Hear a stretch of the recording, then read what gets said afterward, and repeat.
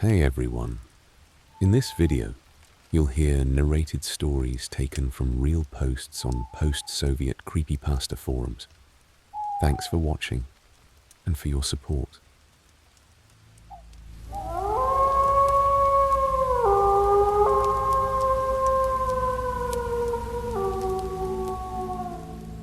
Title: I think my grandma's village had something that shouldn't exist, and I'm not sure I'm ready to talk about it.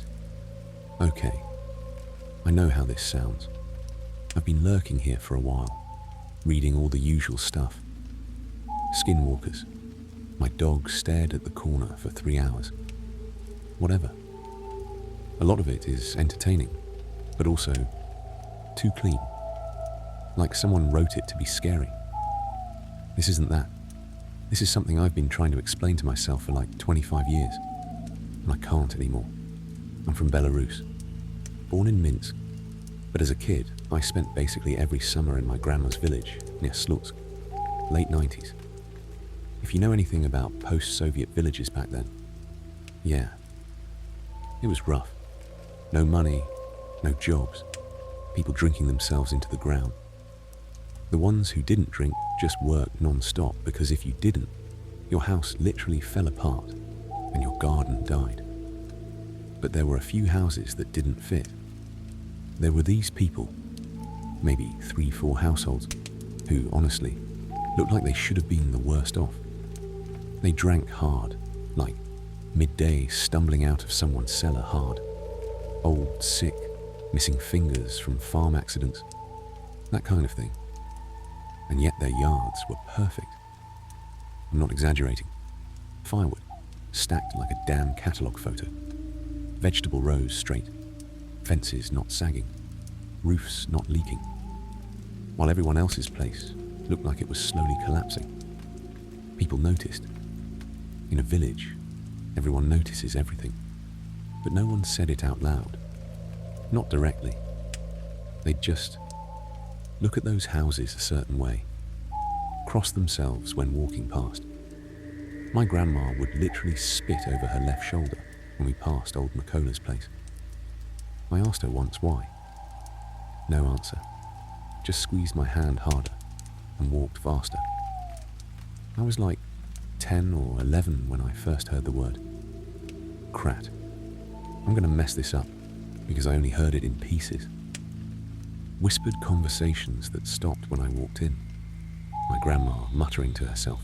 One drunk guy at a wedding who got too loud, and then someone shut him up real fast. But this is what I understood. A krat is a thing you make. Not an animal, not a person. A thing. You take junk, trash, bones, rusted tools, old wood, wire, whatever you have. You build some kind of shape. Sometimes people described it like a scarecrow. Sometimes like just a pile of sticks with legs. And then you make a deal. I don't know the exact words or ritual or whatever, but it involved blood. Your blood. And a crossroads at night, and you offer it to the devil. Or something that people just called the devil, because what else do you call it? If the deal worked, the thing would come alive, and it would work for you. Haul water, chop wood, plow, fix stuff. Basically, do the labor you can't do anymore, because you're old or drunk or both. But here's the catch, and everyone agreed on this part. It has to stay busy. If you don't give it a task, it'll find one, and you won't like what it decides is work. So people would give them stupid tasks, endless stupid tasks, just to keep it occupied. Count the stones in the yard. Move this dirt from here to there, then back again. Scoop that puddle dry with a spoon. I remember laughing when I heard that last one because, like, come on, that's cartoon logic. My grandma didn't laugh. She looked at me like I'd said something really dangerous. And she said, super quietly, if it has nothing to do, it will do something, and you won't like what it chooses. Now, I need to say this. I never saw someone making one. I never saw a ritual. This wasn't something people openly did. Everyone was Orthodox Christian, at least officially, and anything like that was treated like not just bad, but disgusting, shameful. You didn't even say the word too loud. So maybe it was all bullshit. Maybe it was just superstition, plus poverty, plus alcohol, plus old pagan leftovers mixed into one big paranoid soup. Maybe those people just secretly worked harder than everyone else, and the village hated them for it. I've told myself that for years, but I remember the night Mikola's house burned down, late summer 1998. I was sleeping in the back room of my grandma's house. The window faced Mikola's yard. I woke up to a sound, not fire, not crackling, a scraping, a steady, rhythmic scrape, metal on stone, over and over, like someone dragging something heavy across gravel. I got up and looked out. It was dark, but I could see Mikola's shed silhouette. The door was open, and there was movement. Something tall and thin was going back and forth between the shed and the house. From the angle it looked like, I don't know, like a bundle of sticks tied together but standing upright. Too narrow to be a person, too stiff. It was carrying something, but I couldn't tell what. I watched for maybe 2 minutes. It felt longer. The movement was wrong. Not human, not animal. Like it didn't have joints where it should, or it was bending in ways a body shouldn't. Then behind me, I heard my grandma's voice, sharp but low. "Get away from that window, now." I did, immediately, because the way she said it. Yeah, you don't argue. Maybe 20 minutes later, we heard shouting outside. Mikola's house was on fire. By the time we got out there, half the village was already gathered. The house was going up fast. Old dry wood, summer heat, wind. It was basically a torch.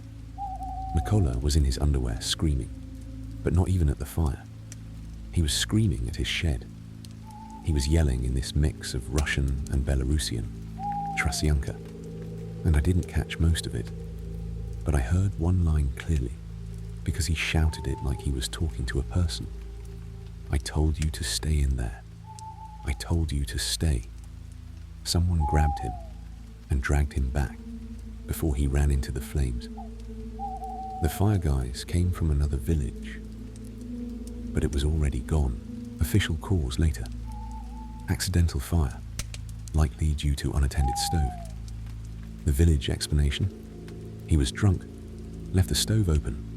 Idiot. And sure, that's plausible. Except, the next morning I walked past what was left. The house was black skeleton beams and ash, but the shed was still standing, weirdly untouched. The door was open. I peeked inside, because I was a stupid kid, okay? And it was just a pile of junk. Rusted tools, old wire, wood, a cow skull, I think. Chains, just garbage. And in the ash between the house and the shed, I saw a kind of trail, like something had gone back and forth, like thin, uneven legs, or something being dragged. And I kept thinking about that scraping sound, metal on stone. And I don't know how to say this without sounding insane, but it felt like the shed was listening, like the junk pile inside was waiting for someone to tell it what to do. I'm writing this now because I found an old note from my grandma in my mum's things. My mum died a few years ago. We're still sorting boxes. It was dated August 1998. One line stuck out. Mikola finally did it. I knew he would. Too drunk, too lazy. He thought he could control it. Tell my name to forget what he saw. It's better that way. I never told my mum what I saw, but I didn't forget. And now I'm wondering how many accidents in that village weren't accidents at all. If anyone here has heard the word krat used like this, Belarus, not Estonia. Please tell me. Or tell me I'm overthinking this, and it was just a drunk man and a stove. Because the older I get, the more I think my grandma wasn't superstitious. I think she was careful.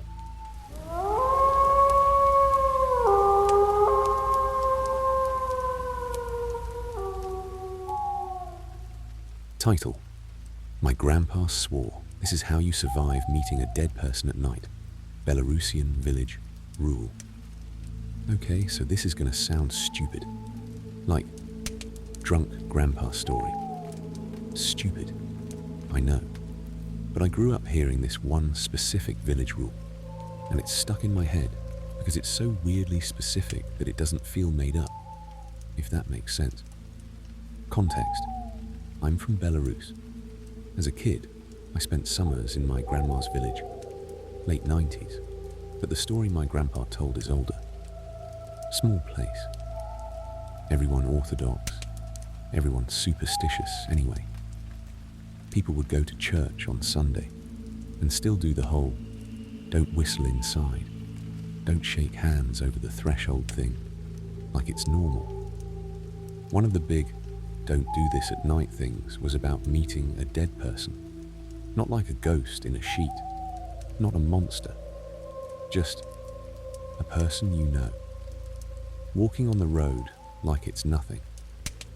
And if you ever meet one, you're not supposed to run. You're not supposed to pray out loud either, according to my grandpa. That makes it mad, which, okay, you're supposed to confuse it. Yeah, confuse the dead. The rule was, if it tries to talk to you, you tell it you're coming from a wedding where a brother is marrying his sister.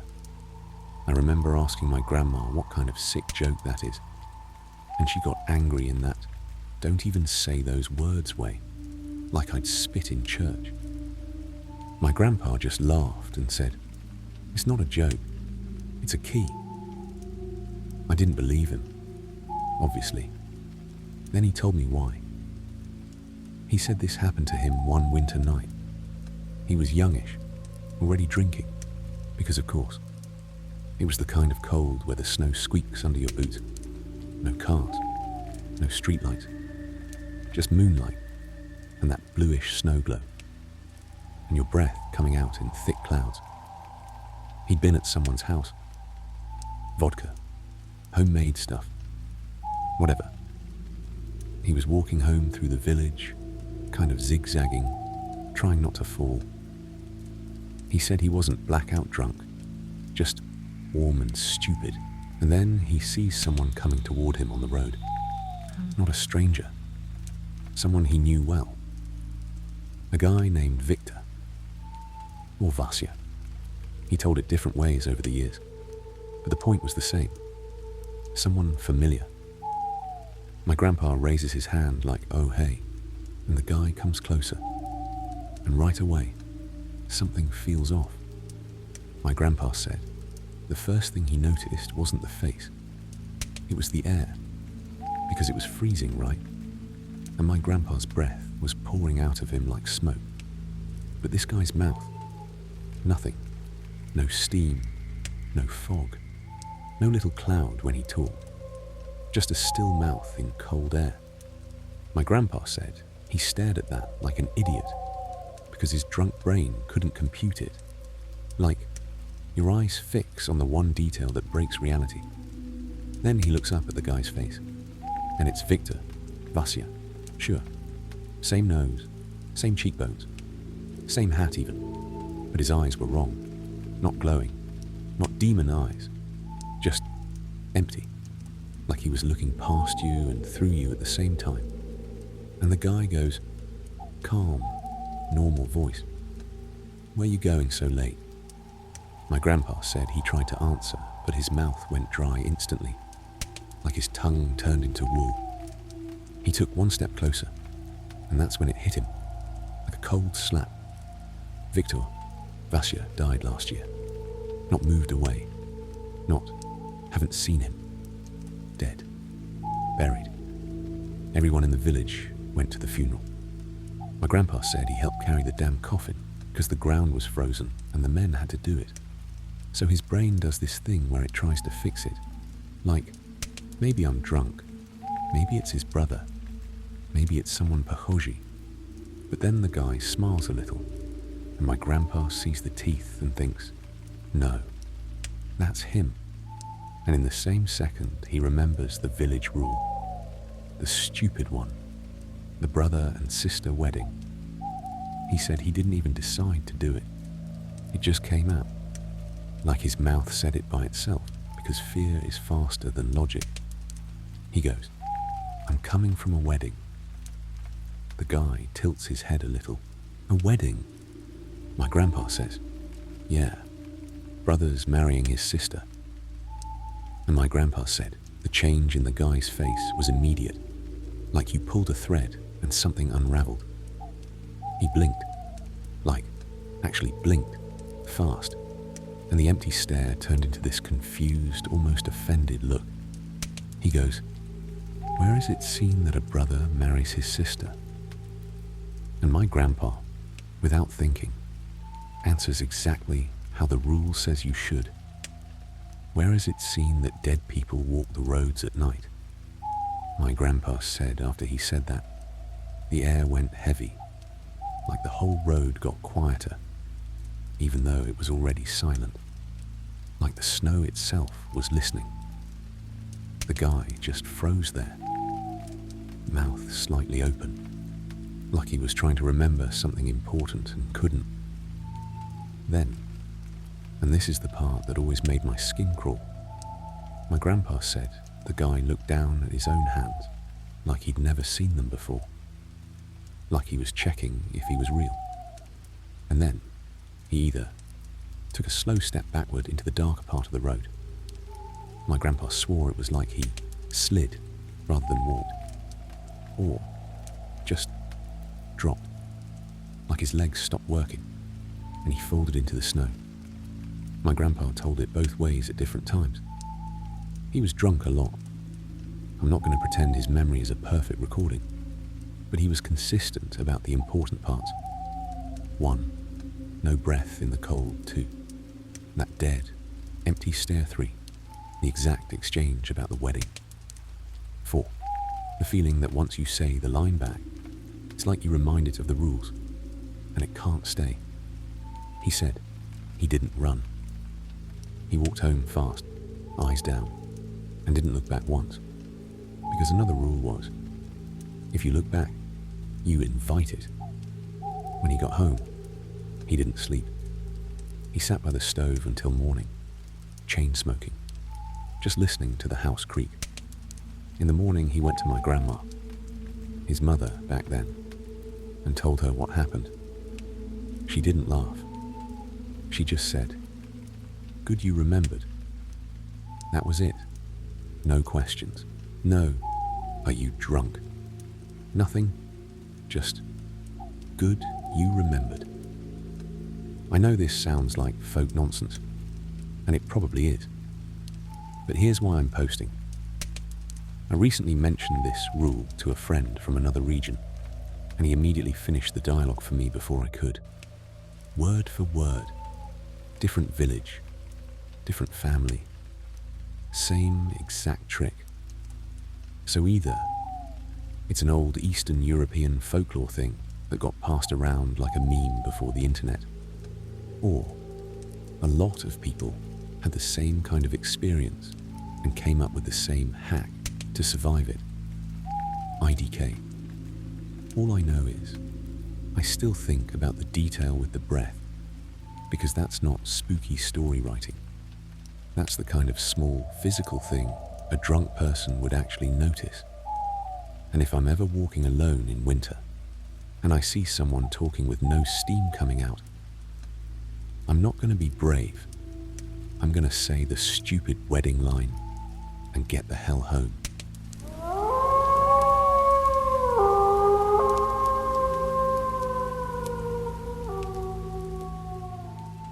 Title: When I was a kid, a rabbit led me and my friend across an old village cemetery. Where it stopped still freaks me out. Alright, so I know how this is gonna sound. Like little two bored kids in a village seeing things. And yeah, maybe that's exactly what it was. But this happened when I was around 9 or 10. And it still sits in my head in this weird, heavy way. I spent my summers in a Belarusian village at my grandma's place. The kind where there's basically nothing to do except climb trees, throw rocks at rusty metal sheets, and dare each other to go into places adults told us not to. One of those places was the old cemetery. It wasn't even outside the village. It was literally inside it, like the whole town had grown around it. Right in the middle stood this massive oak. My grandma said it was 1,000 years old, which, yeah, probably bullshit. But honestly, looking at it, you could almost believe it. Thick trunk, deep cracks, branches so heavy they drooped like old arms, and the graves around it, really old. Stone crosses leaning at weird angles, inscriptions half eaten by moss. It was the kind of place that feels more asleep than dead. Anyway, me and my friend Sasha used to play there. Not out of disrespect. It was just the only interesting spot we had. One day, midsummer, bright afternoon, we were messing around there as usual when Sasha suddenly elbowed me and whispered, "Look, Zayat, a rabbit."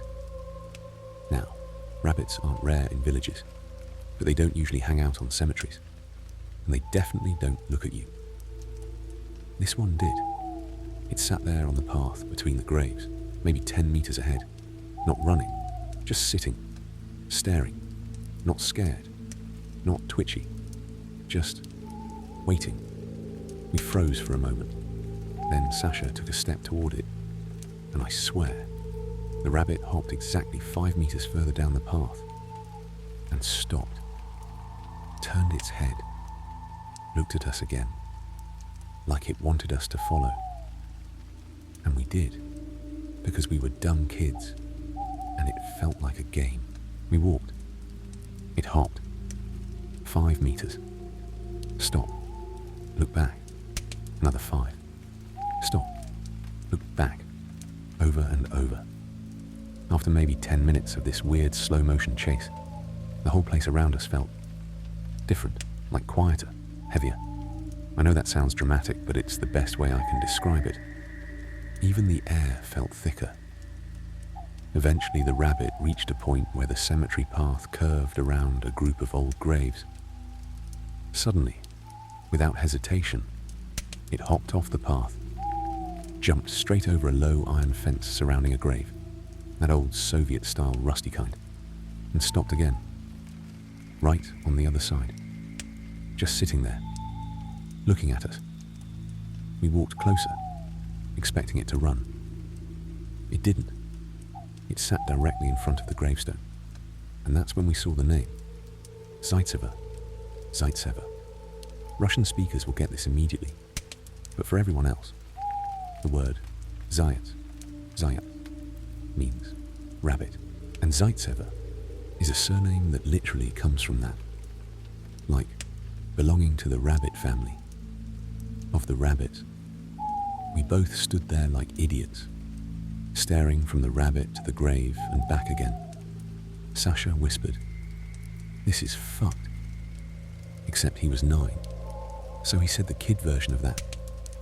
The rabbit twitched its ears, looked at us one last time, and then bolted, straight through the bushes, gone in seconds. We didn't chase it this time. We just ran home. I told my grandma, and she got quiet in that way adults get when you remind them of something they don't want to talk about. Later that evening, I asked her who Zaitseva was. She sighed and said, "Oh, her. She was a drunk. Everybody knew her. Died maybe 15 years ago. God rest her soul." I asked if she had rabbits or some connection to them. Grandma looked at me like I was being stupid. No, she just had the last name. I didn't tell her the rest. Didn't tell her how the rabbit seemed to wait for us, or how it looked straight at us before running, or how the air around that grave felt wrong, heavy, like we were where we shouldn't be. And I definitely didn't tell her that sometimes, when I think about it, I don't remember the rabbit's eyes as animal eyes. I remember them as human. Probably just my brain messing with old memories. Probably nothing. But that cemetery oak is still there. And the grave is still there. And sometimes I wonder what would have happened if we kept following it a little further.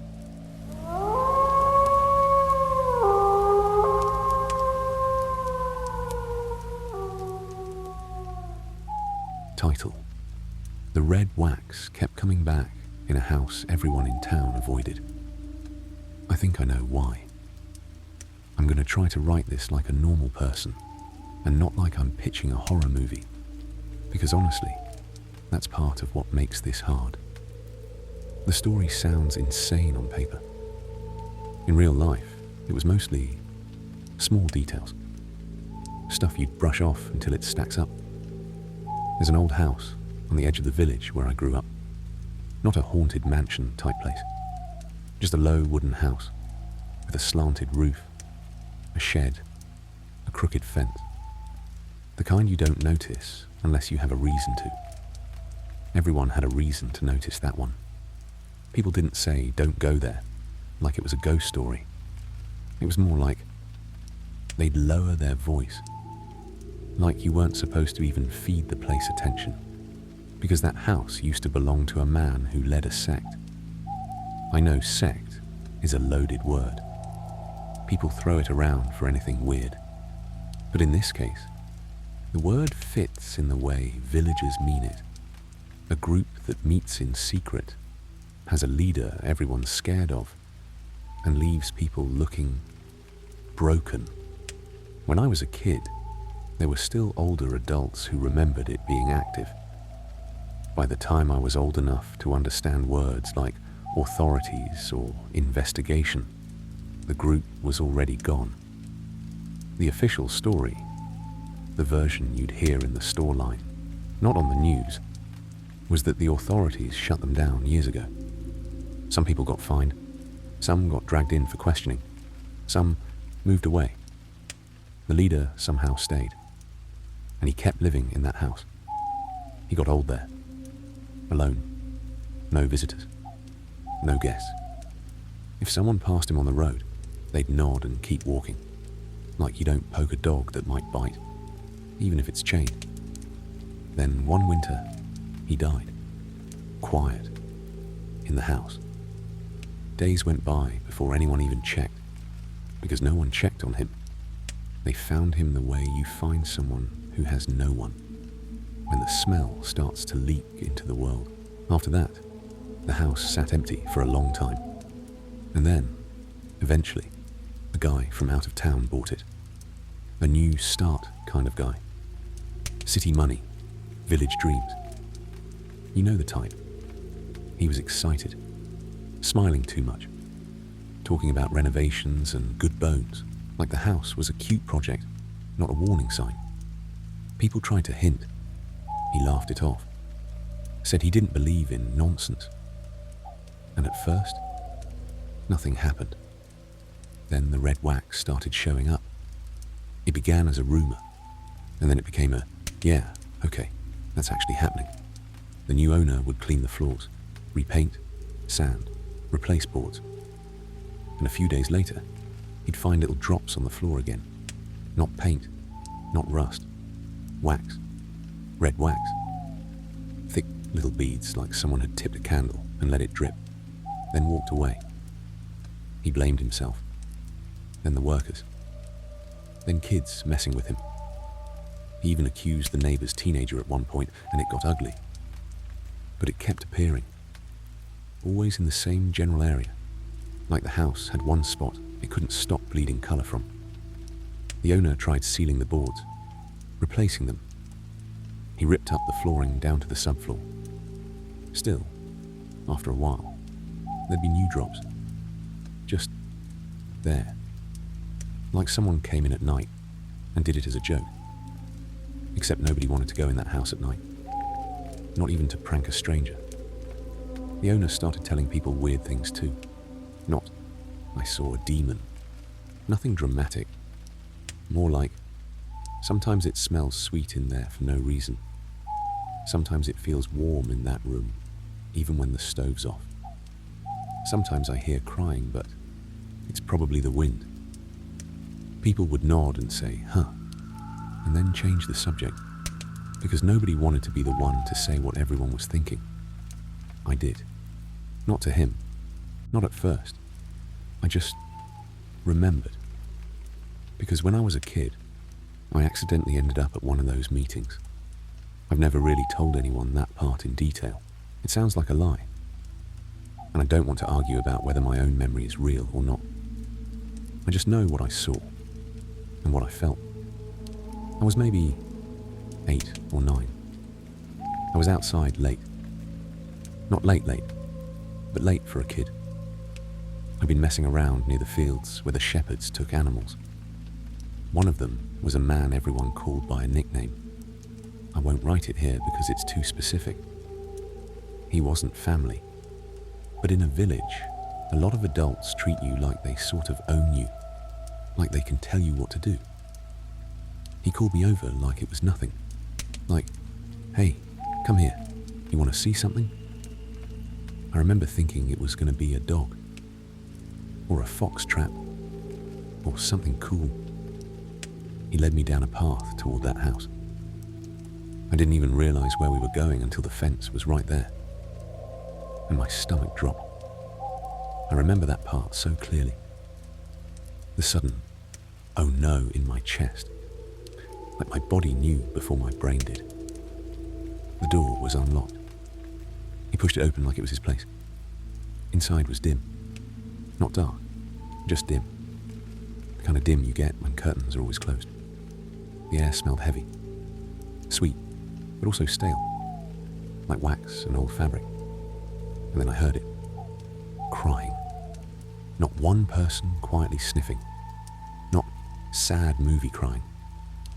It was full body, tearing at yourself crying, like people were trying to pull grief out of their throats with their hands. There were adults sitting close together, shoulder to shoulder, men and women. And they weren't looking at each other. They were looking forward, toward the back of the room. And they were crying like something had died in front of them, over and over.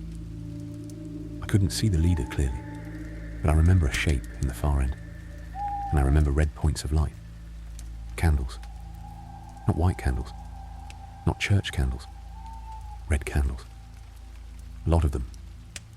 They weren't store-bought looking either.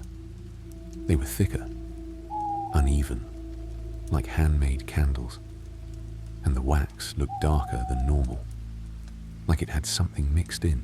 I remember thinking, kid logic, those candles looked like blood. The crying got louder in waves, like they were following someone's voice, like the leader would say something, and they'd all break again, harder. I stood there frozen for maybe 10 seconds, and then my brain finally screamed, run.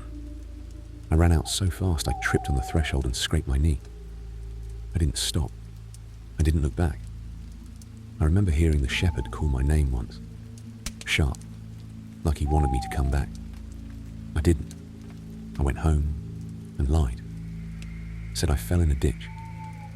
My grandma cleaned the scrape and asked why I was pale.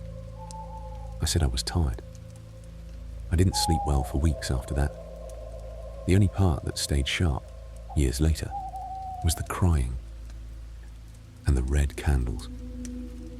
So when I heard about the red wax in that house, it hit me in the stomach, because people in that village told stories about that group, but they always spoke like it was rumor, like it was someone else's weird thing. I saw the candles. I saw the wax. And the creepiest part isn't even that wax was appearing. It's that the new owner was doing renovations. Sanding, scraping, heating the place up, pulling boards. If those people had been meeting there for years, dripping red wax into cracks in the floor, into seams between planks, it wouldn't just vanish. Wax gets into wood. It soaks. It hides. It sits there until heat pulls it back out. So here's what I think happened. And I hate that it makes sense. The house wasn't bleeding. It was sweating. The place was full of old red wax, worked into the wood over years of those meetings. And every time the new owner changed the temperature, sanded a layer off, warmed the room, sealed it, opened it again, the wax would migrate back up, drop by drop, like the house remembering. I told myself that explanation should make me feel better, because it's not paranormal, it's just physics. But the more I think about it, the worse it feels, because it means that for years, people sat in that room and cried until they broke under those red candles, and no one helped them. No one stopped it until the authorities did. And even then, the leader stayed, living on top of it all until he died. And now some stranger is scraping the floors and wondering why the house keeps giving him little red drops like a warning. I haven't told him what I saw as a kid. I don't even know how you say that to someone without sounding like a liar. Hey, sorry, your floor is leaking old sec candle wax. Also, I snuck into a meeting once and everyone was sobbing like they were being dismantled. Yeah, but I did tell him one thing, finally. I told him, don't burn anything in that room. Don't use a heat gun. Don't put a stove there. If you see red wax again, don't scrape it with your bare hands. He laughed, kind of, like I was being dramatic. Then he asked me, why is it always the same room? And I didn't have a clean answer. I just said, because that's where they used to sit. He didn't ask anything after that. If the wax shows up again this winter, I might actually go look for myself. Not because I want to see something supernatural, just because I want to know if the house still smells sweet, and if the crying was ever real, or if my brain turned a room full of adults into a nightmare because I was a kid in the wrong place. Either way, I don't think that house is a project. I think it's a stain that learned how to come back.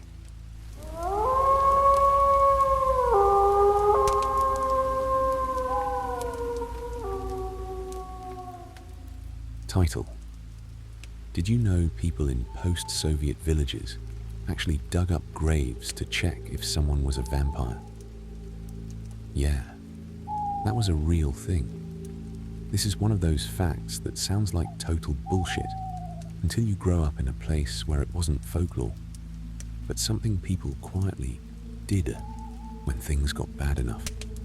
I'm not talking about medieval Europe. I'm talking about 80s, 90s post-Soviet villages. Places with no internet, no psychologists, no diagnostics, tons of superstition, and this weird blend of orthodoxy plus pagan leftovers. My grandma said so. Here's the belief in a nutshell. If someone started getting sick for no reason, really sick, weak, pale, losing weight, not sleeping, and they started dreaming of a dead relative visiting them at night, calling them, as villagers said, then people believed that the dead person might be feeding on the living. Not blood, not like movie vampires. More like taking life energy, what old people called silly vytagoing. So what did they do? They dug up the relative's grave. Yeah, for real. Not everyone, not often, but enough that you'd hear stories whispered by adults, always with that tone like, this is shameful, but also it happened. And here was the test. If the corpse looked too fresh, meaning skin not decomposed the way it should be, belly full like it was bloated with something, hair or nails looking longer, which is actually a decomposition illusion, and worst of all, red stains around the mouth. Then people would say, "What on? Pitayatsa. There he is, he's feeding." And in that case, they believed you had to separate the head from the body, not for cruelty, for stopping the sickness. People knew desecrating a grave was illegal, like straight prison illegal. But when someone's kid was dying, when someone's wife was wasting away, and the doctor just shrugged and said stress, villagers did what villagers do. They trusted each other over the system. And here's the part that still creeps me out, because I saw it happen once. Not the digging itself, but everything around it. There was a woman on our street who got very sick very fast. Like over a few months, she went from normal mum of 3 to barely able to walk. White as chalk, hands shaken, nightmares every night. She kept telling people she dreamed of her cousin who died 3 years earlier. Every night, same dream. He comes, stands by her bed, just stands and breathes. People said it wasn't a dream. Then one night, I woke up to noise outside. Whispers, shovels, someone cursing under their breath. Adults moving fast and angry. Not drunk angry, scared angry. I was maybe 9. In the morning, the adults were acting too normal. The kind of normal that's fake. A few days later, I overheard my grandma talking to the neighbor. Teper pustit, teper всё. Now it will let her go. Now it's done. I didn't understand. I asked. Grandma said, "Ne tvoje dela," not your business. But the woman, the sick one, started getting better, fast, like someone switched off whatever was draining her. As a grown-up, I absolutely know there are 100 rational explanations. Misdiagnosed illness, stress reaction, placebo, villagers rearranging the story to feel in control, decomposition illusions, methane bloating, red waxy residue that looks like blood, whatever. But when I think about the adults' faces that night, the mix of terror and determination, I believe they believed it. And honestly, in a place with no doctors, no money, no help, no answers, what would you do if everyone around you said, "You're dying because the dead refuse to let you go, and the only cure anyone knew was something unthinkable"? I'm not saying vampires are real.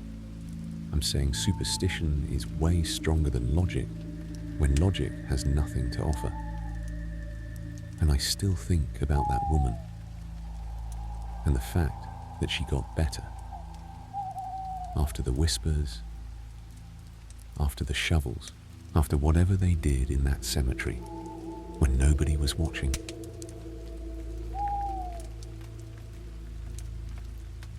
Thanks for watching and for your support. Don't forget to subscribe for more stories.